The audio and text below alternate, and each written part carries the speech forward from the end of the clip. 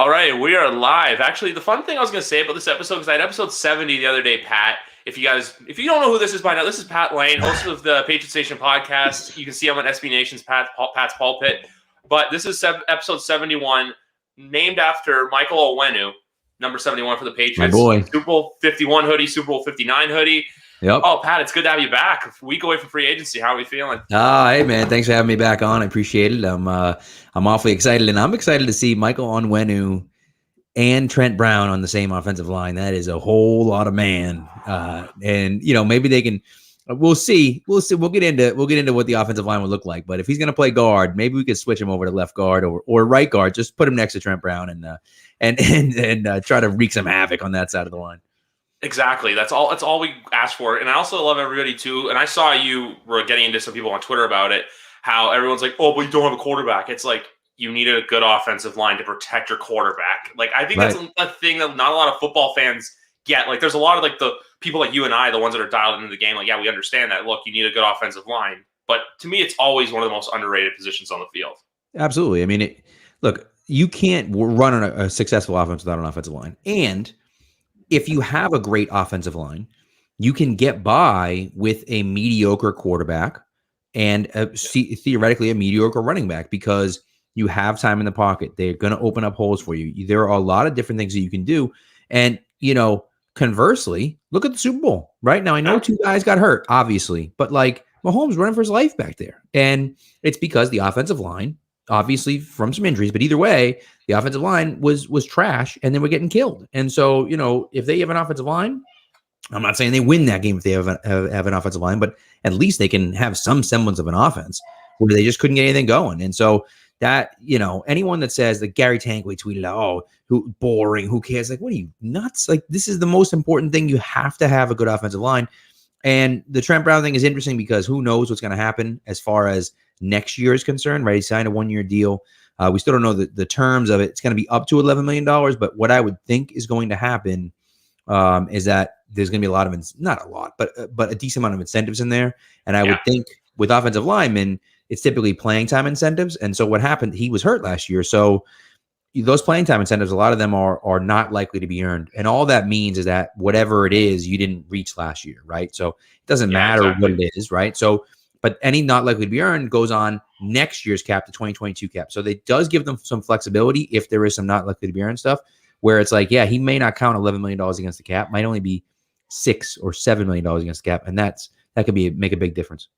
Especially when you have 63 or 64 million to spend. Like it feels good knowing that, like, because last year obviously there's so much of the dead cap situation with guys opting out and other player movement. But this year, to have all that money, it's like we're finally at the end of that bad tunnel.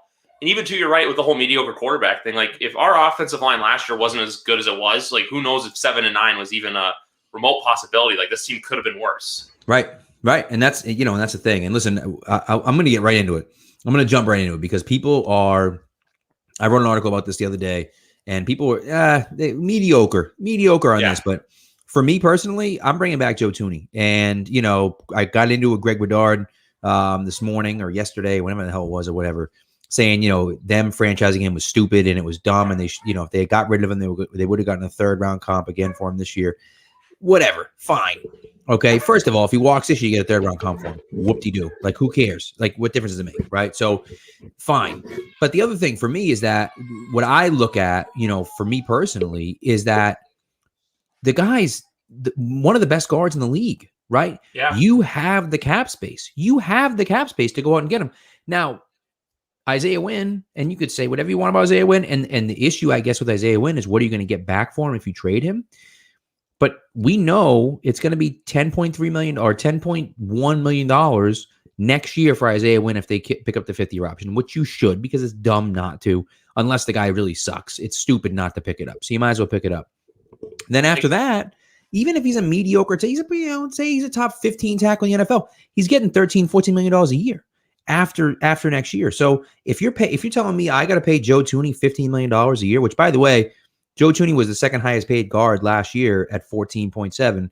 Brandon Scherff, who got franchised again this year, made 15 on the franchise tag last year. So, okay, fine. He's going to get, say I have to pay him $15 million. Say I have to pay him $16 million.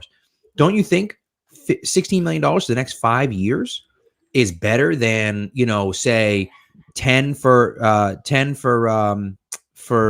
win next year, and then 13, 14, maybe even 15, depending on how he plays this year after that. So it's just like, to me, it's kind of a no-brainer. Like, do that, move on from win. The guy can't stay out the weight. He's played in 18 career games and missed 30. Like, that's, as your left tackle, that's scary, because if you're going to pay that guy and he can't stay on the field, like, it's 3 years in a row now he's had an issue where he hasn't been able to stay on the field. And so I worry about that. Maybe that could depend, obviously change what you're going to get in a trade.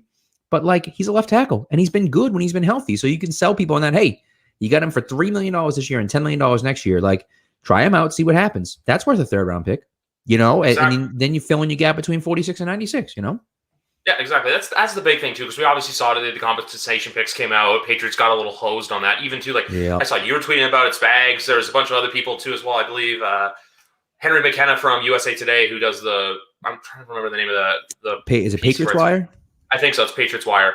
Like, because they still need to fill that void. Because even too, you guys got me on this on your podcast where you said, I am not confident that they're staying at 15. I think they're either going to go up and get someone if someone starts to fall, or if by the time they get to 15, no one's available that they like, they're going to do like what happened last year. Because I believe it's Ryan who said this, where Ryan Spagnoli, by the way, for those of you wondering, that the Bill wanted Justin Jefferson, and then when Jefferson went 22 to the Vikings, that's when Bill saw his opportunity to get out. And even I remember last year, someone messaging me being like, Patriots only got Duggar because McKinney was gone. I'm like, at the end of the day, I was happy with the Kyle Duggar signing. So just based off last year's draft, that's where I also come into the whole, I'm not confident Bill's going to stay at 15. Hey, if someone falls and the chips fall where they may, then I can see it. But if not, I think Bill's going to be aggressive. And the one other point I wanted to make too is, I love all the Patriot haters who keep saying this team's on a downward trajectory. I'm like, as long as the man with the hoodie is coaching this team is not going to be in the basement of the NFL, in my opinion.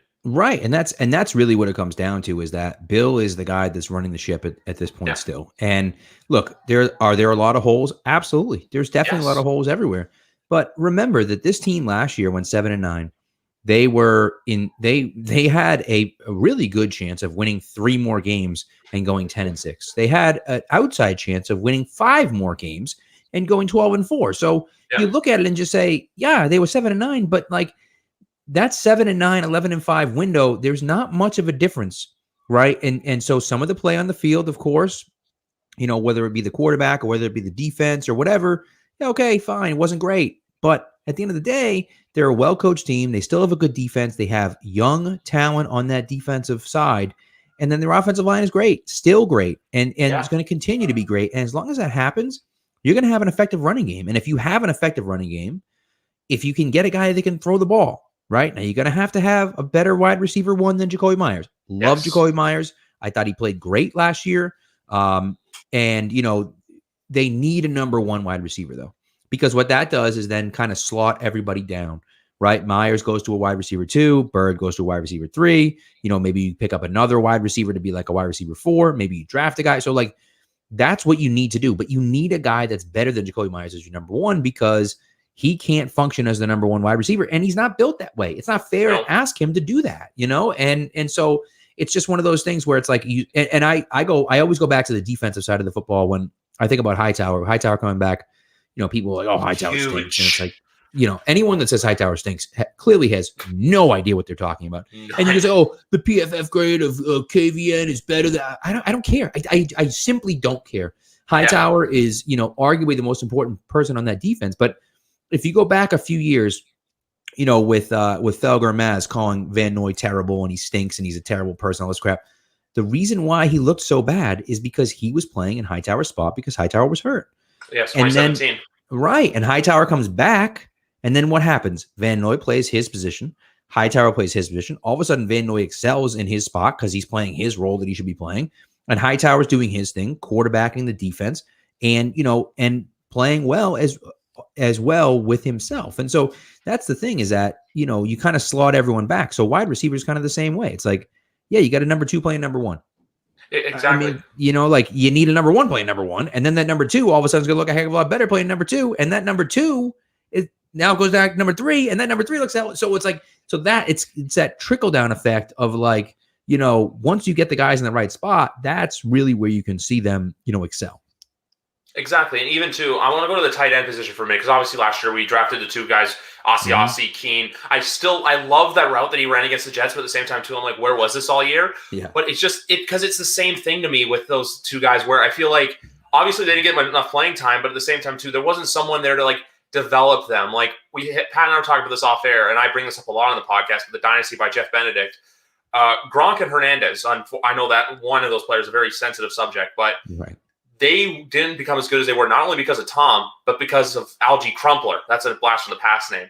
So if that's why when Kyle Rudolph was released, like people were telling me like, oh, we only had this and this, this. I'm like, if he comes in as a mentor role, I'm not mad. And now obviously that love affair drifted when Tom Telesco decided, hey, we're not franchising Hunter Henry. So that's why as soon as I saw Field Yates tweet that photo of him hugging Bill from this year, and then there's another one I see of the two of them after, I believe, one of the games at Foxborough, I'm just like, if that guy can come here, even though he's only 26, he's younger than me.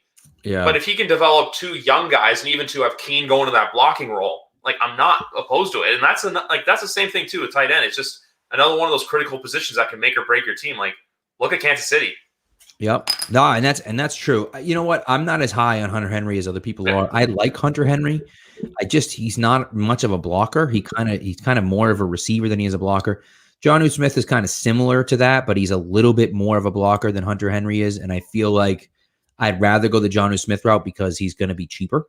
That's another thing too. And might fit here a little bit better. I also think, Ossie, and everyone kind of gave up on Ossie after last year, but people forget, like, it's an extremely hard position to play. Hard position to play. And, he was out on the field wide open and Cam's not throwing him the ball. And so, yes, he had a few really bad drops earlier in the season for sure.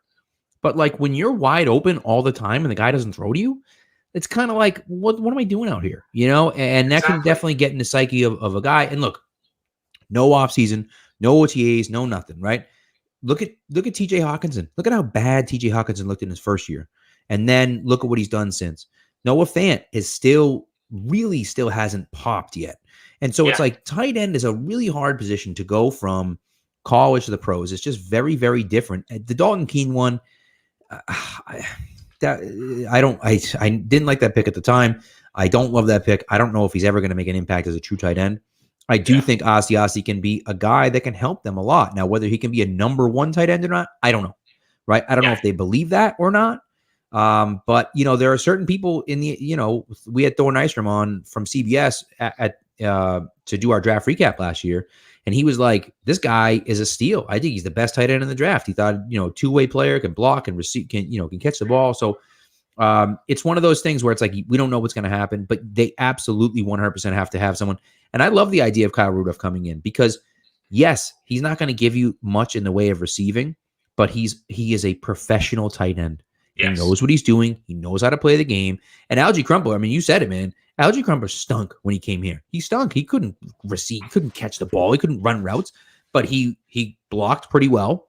And he could show those two guys the ropes on how to be a professional tight end and how to go about your business being a professional tight end. And I think that could help these two guys quite a bit if you're bringing someone like Kyle Rudolph. So we'll see. But I like that idea a lot. I actually like it better than I like Hunter Henry coming in. Jonnu Smith, we'll see. It just depends on what their cost is going to be. I just think some of these guys, like Hunter Henry's going to get paid, and I have no interest in spending a ton of money on the tight end position. Neither do I. It's just one of those things when I think about it. It's like how I was going through previous episodes. I remember the last time you were on. I remember I was just like, and I'd love to see Chris Godwin in a Patriot uniform, but I knew at the same time too, it was probably unrealistic that it would happen. The other things I love with the tight end position too is when everyone does these like arguments with, like, I heard Travis Kelce before where it was like, oh, but why wasn't he a first-round pick? Because coming out of college, Kyle Pitts is obviously an exception for that role. He's amazing. But how many tight ends do you see that really come to the league right away and light it up? Like, even though Hawkinson was a top 10 pick, Noah Fant was, I believe, 19th or 20th to Denver. Yeah. There's not a lot of these tight ends that go early that come in the league right away and make an impact. Like, George Kittle even was a 5th-round pick 4 years ago. Like, Gronk was a 2nd-round pick. Hernandez was a 4th-round pick. There's all these tight ends. They need time to develop. So that's why I'm saying, like, for all the people who's like saying, like Keene, like we said, bit of a mixed bag. But with Asiasi, I still have potential. If by maybe say 2022 or 2023, there's like nothing else there. Like we know, like, hey, there's no more room for this guy to grow. Then we know it's a bust. But for now, it's more of a work in progress than a bust pick. I agree 100%. And that's, look, I mean, they can't go into this year with just those two guys at tight end. That's obvious, right? They have to bring in someone else.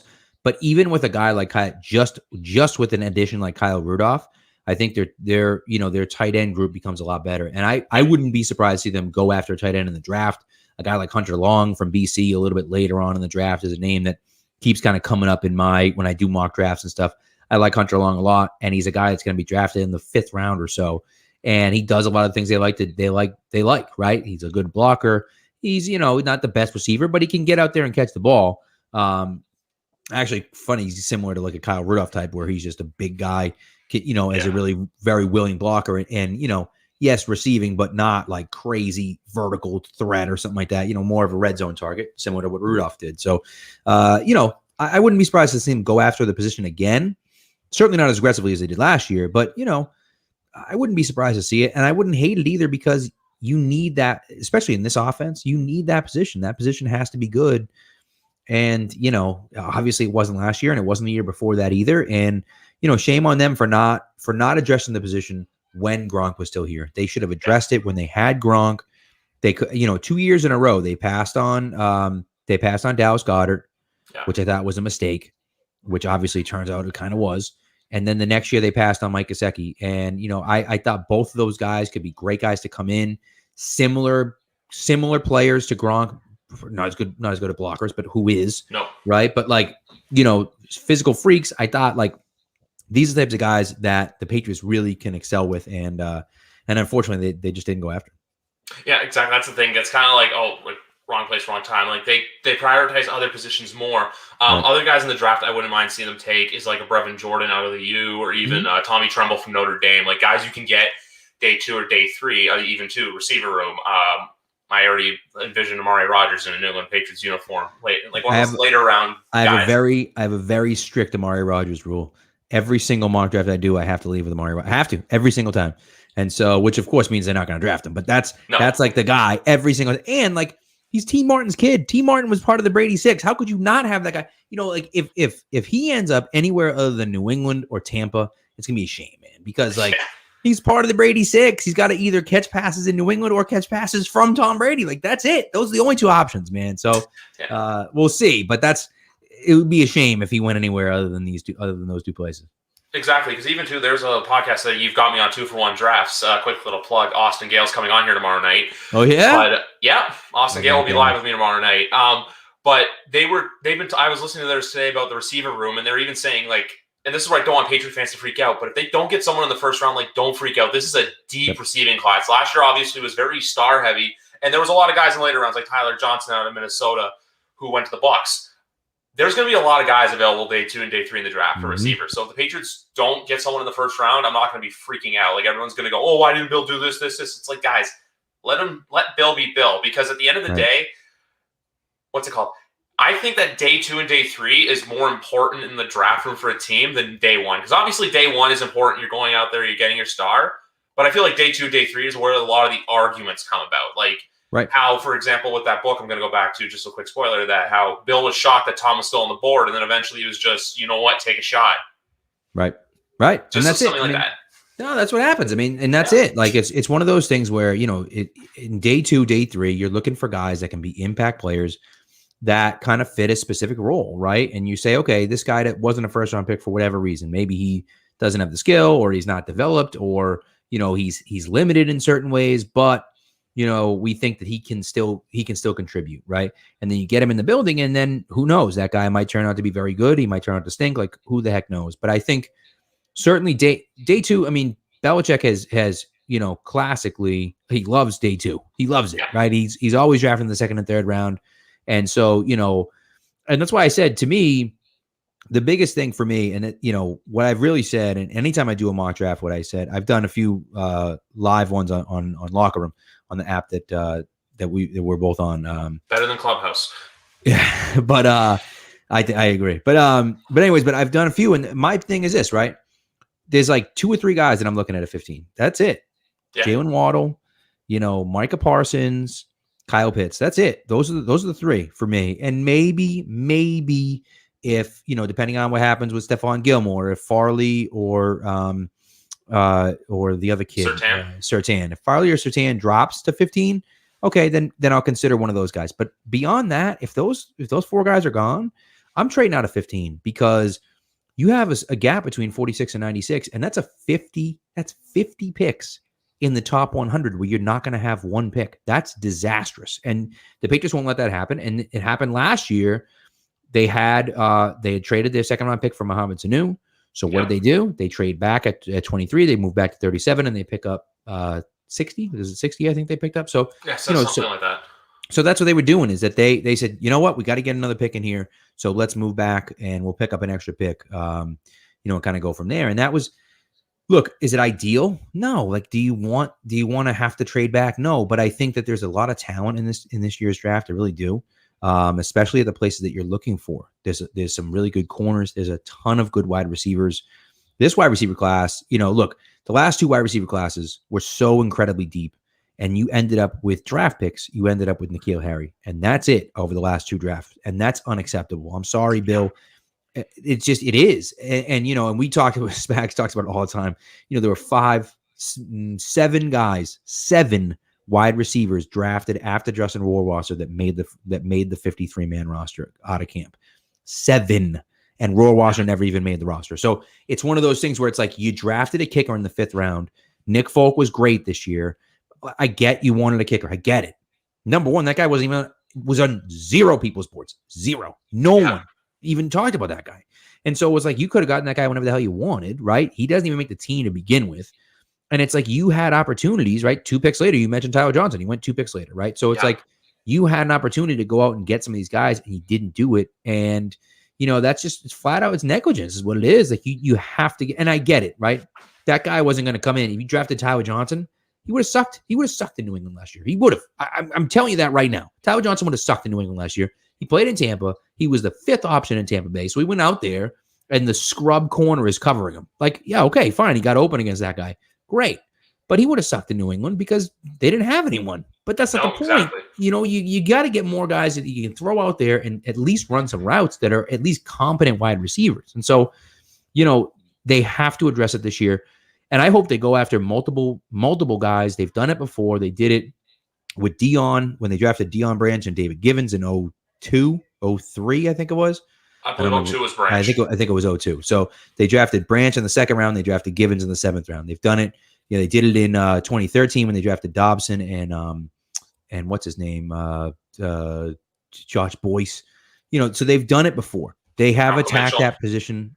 Malcolm Mitchell, right? But so they've done it where they've attacked multiple guys. I think they have to go after multiple wide receivers. It's a deep enough class. You have guys like Amari Rodgers, Josh Palmer, Shi Smith that are guys that I think are playable guys that you're going to be able to get in the 4th, 5th, 6th round. I mean, you have to go after that. I'm not saying draft a guy in the 1st round. I'm not saying that because for me personally, I don't think any of those guys are going to be available at 15. I think all the wide receivers are going to be gone. I think all the quarterbacks are going to be gone. I think the corners are going to be gone, and then you're going to be sitting there. Christian Darrisaw is going to be the best player on the board, and then you're like, well, at 15, that'd be a stupid pick at 15. So you trade out and you say, okay, let's go back and we'll try to pick up an extra pick and kind of go from there. So we'll see. I think the other option now is a trade up. And again, you mentioned it earlier, like, you have to get the quarterback so the quarterback situation is tough, right? Because here we are and we're looking at it saying, all right, who's out there? And I tweeted out today, I said, just to recap, I'm in on every single guy, everyone. Anyone, I'm like, oh, that guy got cut. Oh, that guy sounds interesting. Oh, okay. Like, bring him here. Like, come on, Kyle Van Noy. Okay, right. That's it. You know what I mean? That's it. Exactly. Kyle Van Noy. What's his name? Who's the wide receiver that got cut today? John Brown. John Brown is cut. Okay, well, bring him in. All of them. And I'm like, but 0 quarterbacks. I don't want any of them. None of them. None of the quarterbacks are available. Jameis, no thank you. Cam, no thank you. Fitzpatrick, no. I don't want any of them. I want none of them. And so you have to figure, but you have to go into the draft with the quarterback. You have to walk into the draft at the end of April assuming you have your starting quarterback on your roster right now. Because if you walk into that draft saying we're going to get our starting quarterback in the draft, that's going to be a huge mistake. Because what if quarterback goes 1, quarterback goes 2, Miami either trades out or drafts a quarterback at 3, and now Atlanta's on the clock at 4. And if I was Atlanta, I'd take a quarterback. I would take a quarterback this year. I don't know if they will, but like it's possible. Quarterback goes 1, 2, 3, 4, and we've never seen that ever before. But I wouldn't be surprised if it was this year. The way that the league is going, the way that it's such a quarterback reliant league, I wouldn't be surprised to see that happen. And now you're like, oh crap, we need Mac Jones, and we're gonna have to trade up into the top 10 to get Mac Jones and give up a first round pick next year. Like that would be disastrous. So you have to go into that draft saying, look, if a guy is there, if Field starts dropping, and we can get up to 9 or 10 or 8 or whatever and get him, and we don't have to give up a first round pick next year, we do it. Right. Exactly. But hey, we have the guy, we have a guy, we feel like he's going to be all right. We feel like he's going to be decent. So we're okay rolling with this guy. But if we can get someone else, great. And then you kind of go from there, because you never wanted to go to the draft hamstrung like that, because then, and everyone knows it too, right? If the Cowboys sitting at 10 and you need to go up and get Mac Jones because you don't have a starting quarterback, the Cowboys know you don't have a starting quarterback. So you say, okay, give us your first round pick next year. And you're like, no. They're like, all right, click like that. And then now what? So it's just like, you never want to be in that situation where, they basically have you over a barrel and there's nothing you can do about it. And that's a situation that Belichick hates being in. And I can't imagine he does it. And so unfortunately, they're going to have to deal with it ahead of time. I'm hoping San Fran deals for Sam Darnold. And if they do that, then Jimmy G is on the market. And whether Jimmy G gets traded or whether they cut him, I think that kind of makes the most sense for them, because I'd love Sam Darnold. They're not getting Sam Darnold, right? There are a few other guys out there that I kind of like, but it's like Jimmy G kind of makes the most sense right now. Who else are we going to choose? Like, I just, I don't know. And so he'd have to renegotiate his deal, which I think he would. But, it's one of those situations where there's not a lot of options out there, unfortunately. Exactly. It's slim pickings, because even to the perfect example of the whole bite, it's kind of like you have to bite the hand that feeds you, or in a sense where I brought this up recently, but there was a Sports Illustrated thing that Peter King did at the 2017 draft with John Lynch. John Lynch's first draft as a GM. And going into that draft, they knew, hey, the Bears were aggressive. The Bears needed a quarterback. So the Niners were at 2, Bears were at 3, but Lynch says, hey, I want 3 additional picks on top of that just to move up one spot. And Lynch knew all along, we're taking Solomon Thomas, but they had to kind of trick the Bears into thinking, hey, we may take Mitch Trubisky. We're kind of flirting with the idea, when all along they were like, we want Solomon. So then they got the deal done, and then they had to give up 3 additional picks. So not only does Ryan Pace look bad for trading up to get Mitch, but you have to give up all that extra capital to get him. So I don't want the Patriots to be in that position where in 2024, 3 years down the road from now, we're looking at it like, why did we get ourselves into that mess? But I trust Bill enough not to get ourselves into that mess. So the only other thing I'll say about the Jimmy Garoppolo thing is, if he gets released somehow, if John Lynch decides, you know what, we're going to cut him so we don't have to pay him, the Belichick gifts will be flying wild on Twitter. Like, it's not even going to be funny. People are going to be like, oh, God, he's a Patriot. I'm like, well, yeah. Did you not see the post-game footage from week 7? It's going to be kicked our ass? Yeah, it's going to be a Revis situation where, like, Revis gets cut, and then within 12 hours, he was a Patriot. So it's like, it's one of those situations where if that happens, and listen, San Fran, if I'm San Fran, I'm moving him right now, because once you get another quarterback on the roster, well, now it's like, well, why am I going to send you anything? I mean, I guess, sure, like, send him to me so that I can have him, and I don't have to bid against 32 other teams to get him, but he has a no trade clause, right? So, like, if he wants to come to New England, I mean, he has to agree where he's going anyways, right? So It's like, why am I going to send you anything in a trade with him on that contract when you cut him, they don't have any dead cap with him. They're not going to pay him $25 million in the cap. It's stupid, especially when they can cut him and get all their money back. So, to me personally, it's one of those things where I look at it and I just think, like, this is, that's kind of where I've been all along. 6-7 months I've been talking about Jimmy G coming here. Look, I don't love it. He's gonna be 30 this year. Like, he's not a great player. I think he's a winner, think he's a winner. Everywhere he goes, they win, right? And so, like, but he has to stay healthy. That's another thing with the Isaiah Wynn thing. It's like same thing. Can he stay on the field? If he can stay on the field, I'm confident in his abilities, especially in this system. But like, same here. Can he stay on the field? And it's like, then if he can't, now what? Right? So it's like, and especially at that position, if that guy can't stay on the field, then like you're screwed. You're the freaking 49ers last year, like, so that's the issue where it's like, you look at it, or the 49ers, what, in when they drafted Bosa in 2018, right? Yep. 2017, no, 2019. That can't be right. 2019, right? So 2018, Jimmy G goes down with the ACL, and they get the number 2 pick in the draft. And it's like, because their quarterback was out. And it's like, same thing's going to happen here. If you invest a ton in a guy that can't stay healthy, that's a losing proposition. And so you have to be careful about that. He's not the answer, though. So he'd be a bridge quarterback. You'd be bringing someone else in. And that's interesting. Like, what's going to happen if I don't know. They're still going to make a move. Put it to you that way, right? If Jimmy G comes in and Field starts dropping to 10, 11, 12, well, Patriots looking at it saying, well, yeah, we get Jimmy G, but so what? We got to go get that guy. You know what I mean? And then it looks at it like, hey, sit behind Jimmy G for a year, go from there. And if Jimmy gets hurt, well, you can go in, So I think that's still a position where it's like, yeah, we can have him and not be terrible, but if a good quarterback comes along, we can still pick him up.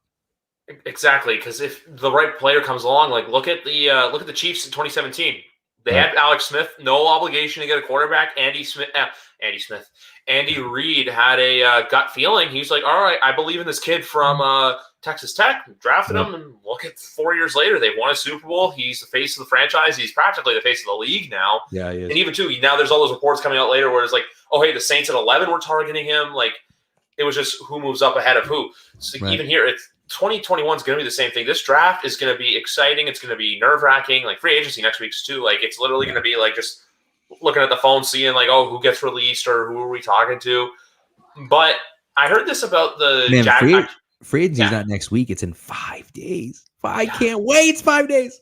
Legal tampering. I'm sorry. Legal tampering. That's right. But here's the big thing with like free agency too, though. It's like, I don't want the Patriots to go out and just like spend their wad on like, I know it's a weird word, but like on all like just a bunch of players. Like I heard, going back to 2 for 1, I heard them say earlier this week, they don't think Jacksonville should do it because Jacksonville's not going to be in that win now mode. Like if the Patriots, like I know obviously it's 2 very different scenarios, but for the Patriots, don't go out and just spend it on 2 players. Like there's a lot of in-house that has to get done. Like for example, too, though Dante Hightower is a perfect example of off-field guys because for as good as your on-field performance is, a lot of what the off-field chemistry in the locker room is helps determine who wins the Super Bowl. Like we saw with Tampa, like how well Tampa clicked as a team off the field, like seeing the video of like Gronk and Brady laughing, even though it pains me inside. They have that off-field chemistry. Like Kansas City, it's the same thing too. Like you see like Mahomes and Kelsey like hanging out. There's that viral video of them like dancing at a wedding or like grooving at a wedding while I believe one of the special teamers is getting married. It's just little things like that with Hightower that I think is going to help restore faith in the locker room. And I say the same thing too all the time about Matthew Slater. Matthew Slater, one of the most underrated members of this team. Because who's the guy that's always breaking out the huddle? It's not the big guys. After a win, who says how we feel about this? It's him. Slater's the best. He's the best. Exactly. Yeah. He's and that's it. Like it's not, and the other part of it too, and the Patriot way, right, gets blown out of proportion. And is it Belichick and is it Brady? Is it this? The Patriot way is very simple, right? It's you come to work, you do your job every single day, and you don't complain about it, and you don't bitch about it, and you don't, put up a fuss about it, and you don't argue. You just do your job. You just show up and you work hard, and that's what you do. And, it's guys like Hightower and Chung and McCourty and Slater that do that and show the way for those young guys to be like, hey, this is the way we do things around here. You know what I mean? And it's when it's running well, right? When it's running well, it doesn't like you don't need the coaches doing that. I remember, I forget who it was. Maybe McGinnis was telling the story.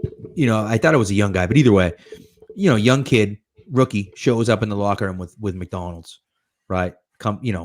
Early morning practice, shows up with McDonald's, and Willie walks over and he looks at me, he goes, "We don't eat that shit around here, buddy. You gotta get your freaking body right." Like that's not a coach saying it. That's a veteran walking over and schooling up a young kid and saying, this is what we do around here. This is how we do it.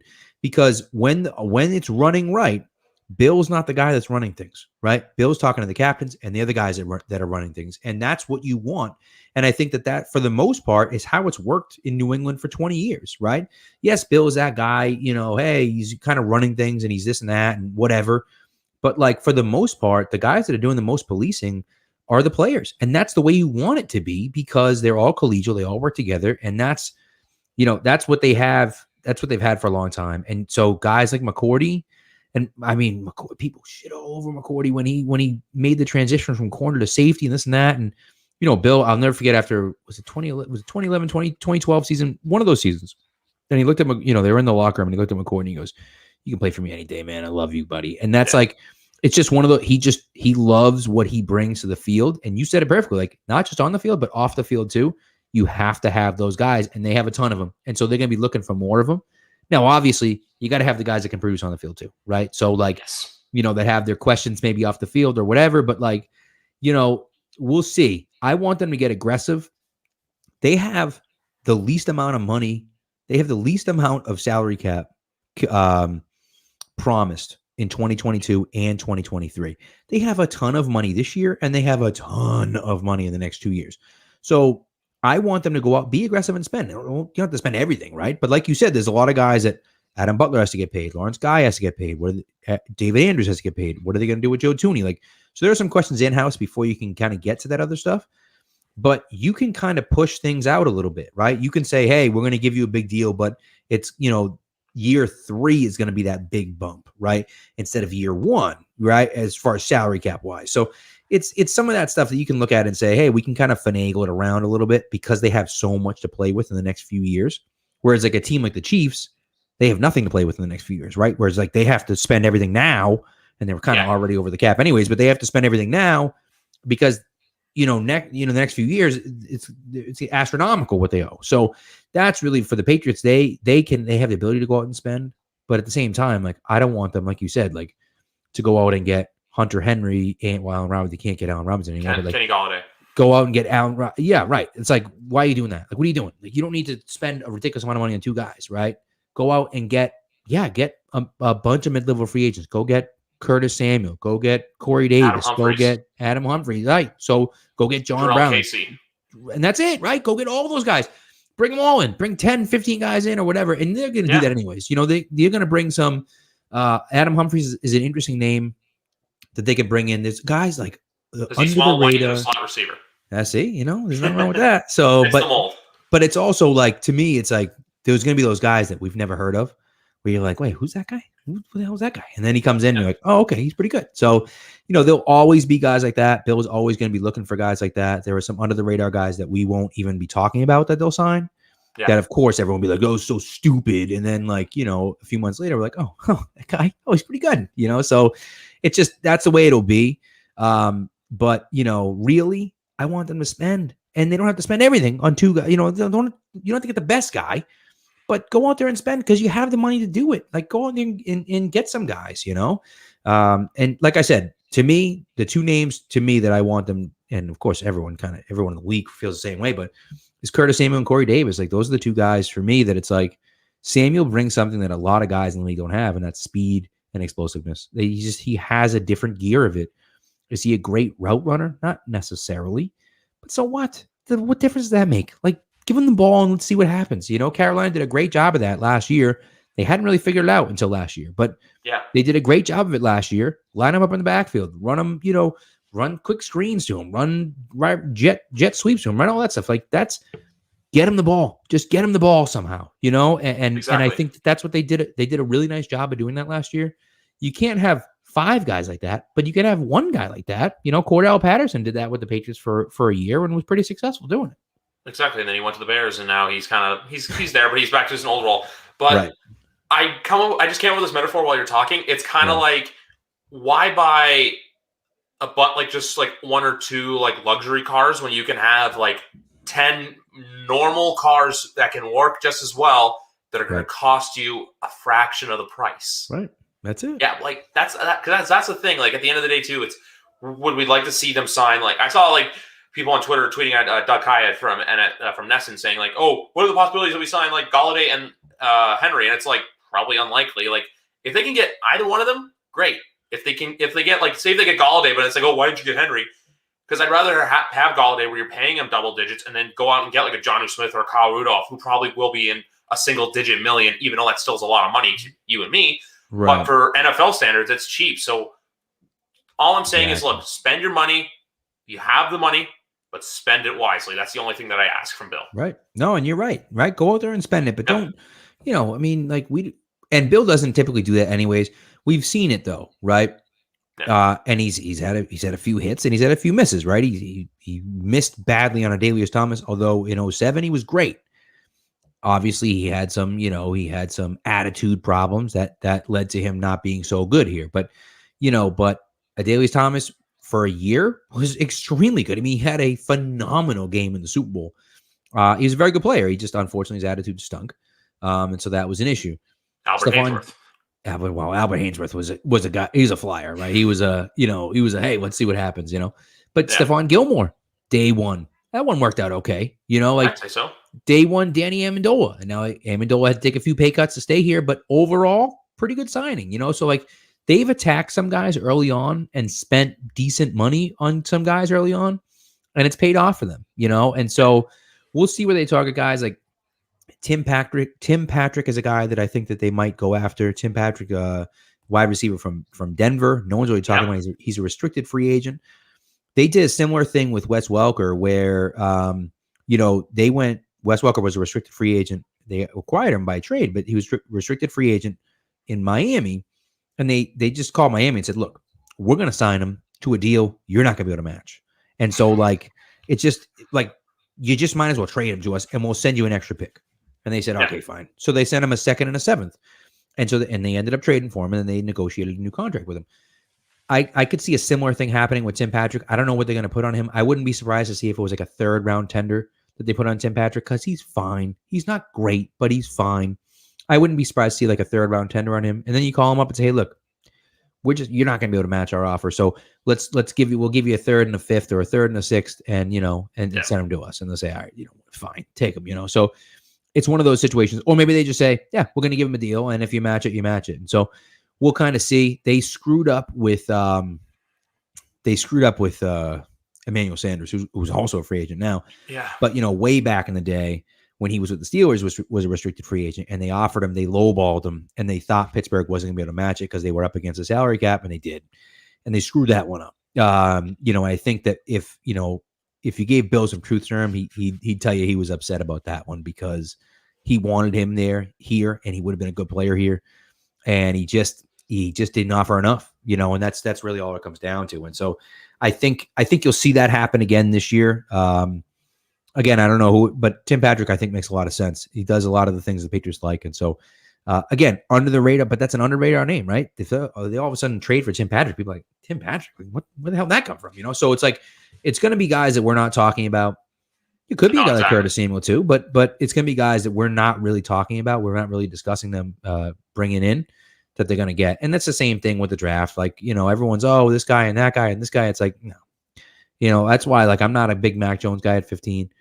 But like, I'm enthused that a lot of people have the Patriots taking him at 15, because I'm like, well, if enough people got him there, it's not going to happen. So like, we're good, Exactly. Because the other thing I've come to learn, just quickly, because I know you have to run, but I know for a fact too that if you hear people like insiders talking about, like, the only time I've ever seen this actually true is with Gilmore, where it was like, oh, hey, Gilmore's going to sign a deal with New England. Besides that, if you hear someone's name in the rumblings for New England, they shut it down immediately, because they know Bill keeps everything very close to the chest. He doesn't want like anything getting out. So we'll see what happens. But like, you're right though. It's going to be those like off the wall guys, or guys are going to go, oh, why didn't you go get him, or him? It's like, look, at the end of the day, I trust him. I trust Bill. Yeah. Is he going to strike out is he going to hit a home run on every move? No. But what GM does, like, there's a lot of the GMs who, they have strikeouts and they have home runs. That's just the love-hate relationship that we have to have as football fans. Well, and that's it. I mean, people listen, the amount of people on Twitter and elsewhere that say he's a mediocre GM or not good. And it's just kind of like, come on, man. Like, we've been doing this for 20 years. Like, what more do you need to see, right? And it's like, well, he's a great coach, so, he can get over him not being a great GM. And it's like, well, but not really, though. Like, look at the guys. The guys they brought in, Mike Vrabel, Rob Ninkovich. Like, Kyle Van Noy, guys like Rodney that, Harrison. Right. Akeem Ayers, like all these guys that were like way under the radar guys that people like, these guys stink. Or these guys, can't. Right. And then it's like, oh, these guys can't do anything. And you're like, okay, let's see what they do, And so it's some of that stuff. And, that stuff drives me nuts. I will say one of the things you mentioned about not hearing a lot, that's why I firmly believe that Cam Newton will not be back next year, because what have you heard about Cam Newton? I'm an athlete, nothing. No, but I mean, in the media, all you've heard is Bill loves him. Bill raves about him. The Patriots think that he would have been great in their system another year. If they had another year here, it'd be great. Exactly. Why? If you're going to bring him back, why would you be saying those things? That's a terrible negotiating tactic, right? Like that you're not going to sit there saying, "Oh, this guy was awesome," but and then you go to him and say, "Hey, we want to sign you to a deal." He's going to say, "Well, yeah, okay, you really want me, so pony it up." You know what I mean? Like it's just not. Yeah. That's not. So to me, that's not realistic. I look at it and say they're saying those good things because they want him to get a job. They genuinely like him.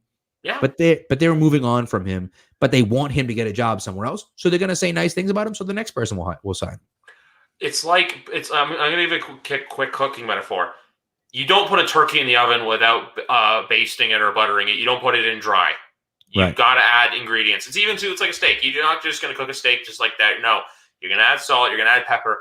You're buttering them up for other teams so someone sees like, oh, Bill loves him. Well, yeah, let's sign him. And then like if he ends up being the same Cam that he was in 2020, it's, oh, crap, we look stupid. And Bill's just on the sideline doing his like little like awkward smile laugh that he's well known for on Gift World. Well, and that's it, But like I said, I think that for them, I think it's also they genuinely do like him, right? And I think they genuinely I think they really feel that way. But that stuff wouldn't be public if they were sitting back there trying to renegotiate a deal with him. You know what I mean? So that's where I look at it and say, okay, like we want you to do well. We want you to succeed. We're excited. We're excited about your opportunities and everything else. And we want you to have a ton of offers, but it's just not going to be here. I like you, but I like you as a friend. Right. Exactly. Yep. Exactly. That's as soon as you were saying that, I'm just like, that's the words coming out of my mouth. He's friend zoned. It's like, look, you're a good guy, but you're not dating. Like, I don't want to be I don't want you to be my boyfriend. I want to be a friend. I want to be friendly with you. Stick you in the friend zone. Exactly. That horrid zone that these guys know just sucks. But you know what? Sometimes it happens. That's the way it goes. Well, anyway, I know you got to get going. And guys, for those of you who want to check it out at 9:30 on Pat's Pulpit YouTube channel. And Pat's Pulpit YouTube. And we'll actually be on live on Twitter, too. My Twitter and Spags' Twitter as well. So, will you bring on Alex Barth? Yes, sir. Yes. Done your homework. Yes, I have. I have good eyes on Twitter. But anyway, Pat, I'm going to let you go. I'm going to continue the podcast by myself, but it was a blast having you on. I'll have to get you on after free agency for some reactions to see where the hell exactly this team went and if we're happy about it or if we're a little on the edge about it. For sure. We'll see. Yeah. I'm confident they're going to make some moves. So we'll see. Thanks for having me, man. I appreciate it. And I'm looking forward to coming on again. Sounds good. I always appreciate having you on, too. Of course, man. Anytime. Yeah. I'll talk to you, buddy. Cool. Talk to you later. And I'm just going to go on live. So if you just want to, there we go. He is gone. Pat Lane is out of the room. I'm still going to continue live, though, because I got nothing else to do. It's Wednesday night. Randy, I know I was ignoring your questions before, but we were just getting into talks because this is something that I want to talk about. This is something that I want to open my audience up more to as the CFL working. I'm going to get my microphone more back in the shot now. Here's the thing. The CFL XFL partnership, I am a little hesitant about it just because obviously the rules are very different with the CFL. For those of you who do not know, the CFL is 3 downs. The fields are much wider. There's goofy rules involved. The pace of play obviously is a lot slower than the NFL just because of obviously the talent level is not as good. But here is the thing. The pros outweigh the negatives by a mile. Exposure like this for the league is great. If the CFL can pull this off, and Randy Ambrosia that's the commissioner of the CFL. That's the Canadian Roger Goodell. Except he's not hated. But here's the thing. Any exposure for the CFL is going to be great exposure, especially in the United States. because a lot of the players who come to the CFL are kind of players who it didn't exactly work out in the NFL. You have like the Toronto Argonauts. You go look at their shunnings, Shane Ray and Martavis Bryant, Pittsburgh Steeler, but got in trouble for weed, and Shane Ray, who was a draft pick from the Denver Broncos. I'm not a big CFL fan, but I follow the league well enough, and also to my family, my extended family, my uncles love the CFL. My grandfather, God rest his soul, was a CFL play-by-play announcer and sideline reporter back in the 70s, 80s, 90s. I even think back in the 60s and 50s too. So yeah, but this is the thing. It's like a lot of players were saying. The exposure that this can have for the league will be fantastic. If they can use this and kind of incorporate it where, you know what, it's kind of like if an XFL player gets cut, hey, guess what? There's a spot for you on a CFL roster. It may knock a not-so-good player off of a CFL roster, yes. But you know what? You're going to be bringing more star power into it. And I know for people saying, oh, but it's just the XFL. There's not a lot of star power. It's more star power than what the CFL currently has. So the only thing I got to say about this, it's like what they say. Any publicity is good publicity. That's what this is for the CFL. And the other big thing, too, with this is, like I said, it could be a win-win for both leagues. Like, I don't know how this wouldn't work out. This is a huge deal for Canada. This is a huge deal for Canadian football. It's like you said right here. I'm going to put this up on the big screen. It can help out for both leagues. As for those of you wondering right now, it is Wednesday night. I am watching AEW Dynamite off to the side right here. It was on the entire time. So I am watching Dynamite right now. But here's the thing. I'm going to go back to this. It's like you said. It can help both leagues. It's going to give both leagues exposure because guess what?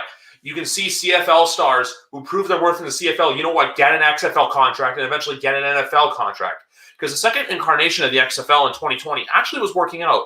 Unfortunately, it was a casualty to COVID, like a lot of things were in this world, because I actually enjoyed the XFL last year when it was on. It's just my only thing with it, and this is why I feel like the CFL is great.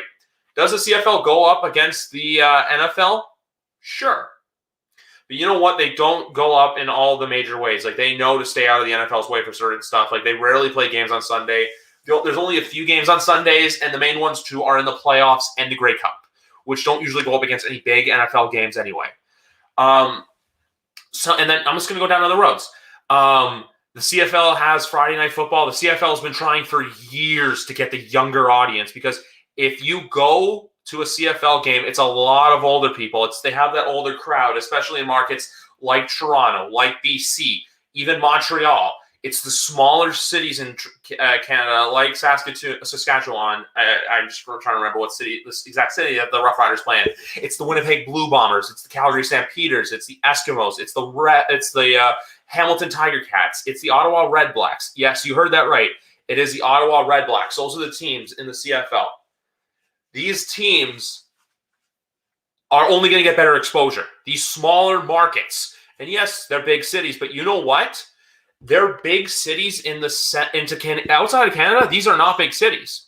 We call New Orleans, we call Buffalo small NFL markets. But guess what? These small markets in Canada can only help too for the exact same thing like I was saying before. It's good exposure for both leagues. Does the XFL compete in very big markets in the States? Yeah, the only small market I can think of really is maybe St. Louis, but St. Louis at the same time too. That's not saying a lot because, like, look, New York, DC, I'm trying to remember other cities, Tampa, Seattle, Los Angeles, St. Louis. That's 6. I'm trying to remember what the other ones were. So let's do this again. So you have the New York Guardians, you have the DC Defenders, you have the Tampa Bay Vipers, you have the St. Louis Battlehawks. Oh, yeah, you had Dallas Renegades, you have the Houston Roughnecks, you have the LA Wildcats, and you have the Seattle Dragons. I think that's it. I think there's 8. So, like, if you look at the markets, it's very similar. It's very bigger market cities. The only thing you could say, though, actually, you can't really say St. Louis only because, look, they don't have an NFL team. Every other city they play in has an NFL team. But here's the thing why I think the XFL also was good at succeeding in 2020 is because they kind of knew their role and they weren't trying to sell out stadiums. They were playing big. They were playing in smaller stadiums, even though too Tampa Bay and Seattle were both playing in normal NFL stadiums. They were playing at Raymond James and now Lumen Fields. They were only trying to sell 20,000 tickets as opposed to 70,000 tickets. Selling 20,000 tickets is easy. I know it's 20,000. It's a big number, but you know what? It's easy. I'm going to go on the note for a second quickly. The NHL and ESPN deal is great. The return of the music, the only thing I ask is that Gary Thorne does come back. Little non-football note, people. But here's the thing. Salary cap went down, but the good thing about this, though, is that the players still made their money. And also, it's at 182.5 when it could have been as low as 178 or even 175 when it's normally at 198. And like Pat was saying earlier, too, you know what? The Patriots are going to have salary cap flexibility. So they're not going to have a crazy – I don't know we'll see what the numbers are like this year going into next year. But like we said, the next 2 years, they're going to be okay. So this is the time to spend. And guess what? 2021, I believe – with the rate of how vaccines are going out in the States, that we will have probably close to full NFL stadiums next year. And also, too, we're going to have more butts and seats, which you know what it means? That means concession revenues. That means merch revenues. That means parking revenue. Those are 3 big revenue streams that the NFL relies on a weekly basis that was killed this year. I didn't expect to see 1 million people attend NFL games in the United States this year. It happened. The NFL is a juggernaut. They will not shut down by any stretch of the imagination, by any means necessary. If you see me tilting my head like this, it's because I'm trying to make sense. Pentagon versus Cody. Okay, that's interesting. Do we get Hunter Henry? Phil, it's like what Pat and I were talking about earlier. I would love to see Hunter Henry on there, but if we can get Kyle Rudolph or Jonnu Smith at a cheaper price, I wouldn't be opposed to it. I'm not going to be mad at it. Why? Because look, Randy. It's like buying cards. I'm going to use buying cards as an example. You can buy a great pack for $100. You don't know what you're going to get. Or would you rather have 5 packs of cards that are only going to cost, or 5 boxes that are only going to cost you $20 a box? Just do the math. This is the biggest underrated topic right here that I want to address quickly. For those of you watching later, for those of you who are just listening to me on the podcast, which should be up either tonight or tomorrow. It's just sometimes YouTube to MP3 or MP. I had to do this to get the Gabby Hurlbut episode up on the podcast platforms. I had to do this. I had to go from YouTube to MP4 and then to MP3. So it was a bit of a process that I got solved last night. That episode's available everywhere else. Here's the big thing I'm going to address. The NFL on Amazon Prime is a huge another revenue stream source for the league. The NFL on Amazon is exposure. All leagues want exposure. And that leads me to this. The broadcasting contracts are up. Like you just said, how the NHL and ESPN deal. You know what? The how ESPN's just making money off of it. ESPN's looking to spend their money. They got Walt Disney money. That's money that you or I probably won't ever see in our lifetimes. I'm not being insulting. I'm not being rude to anybody listening to this, but guess what? Disney is $1 billion enterprise. Would I like to see $1 billion in my life? Absolutely. Will it happen? No. So back to this. The broadcasting contracts are up at the end of next year, but they can negotiate this year. That's only going to help the cap go up more. That's all I got to say. See what you have next. Yeah, she was. She'll be back on too. I have a lot of plans coming up. This is a good time to announce that during wrestling next week, I have confirmed it is the same guests from the Christmas episode. Phil, Danny, Matt, and Big Rat. We're going to be live on YouTube at around probably 8 or 8:30. We are doing all things live free agency. We're recapping free agency. Obviously, I know it's during wrestling time, which a lot of people won't tune in just because of that. But you know what?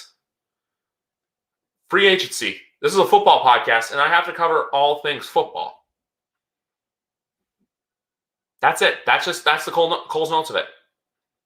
But you know what? I think I had to cover what I had to cover. I talked about the broadcasting. We talked about a shitload of Patriots talk, and also I addressed the XFL and the CFL working together. So we'll see where it goes. I'm going to say the cap went down. COVID. Simple answer is COVID-19. I'm doing both. If you'll be here next Wednesday night, that's all we can count on, man. We're going to try to get as many people. I'm going to try to get a good amount of people in here as I can. Guys, for those of you listening, please go to my Twitter page, though, at Mr. Griffin B. I am trying to get free swag and free Bud Light seltzers from Bud Light Canada. So please retweet the tweet that is on my page. You will see it. I have retweeted it a couple of times because I'm trying to get as much traction for it as I can. So you know what? Another great podcast is in the books. I am out of here, guys. Thank you very much for stopping by and listening to Pat and I. And I'll see you guys back tomorrow night as Austin Gale is on to talk a little bit NFL draft.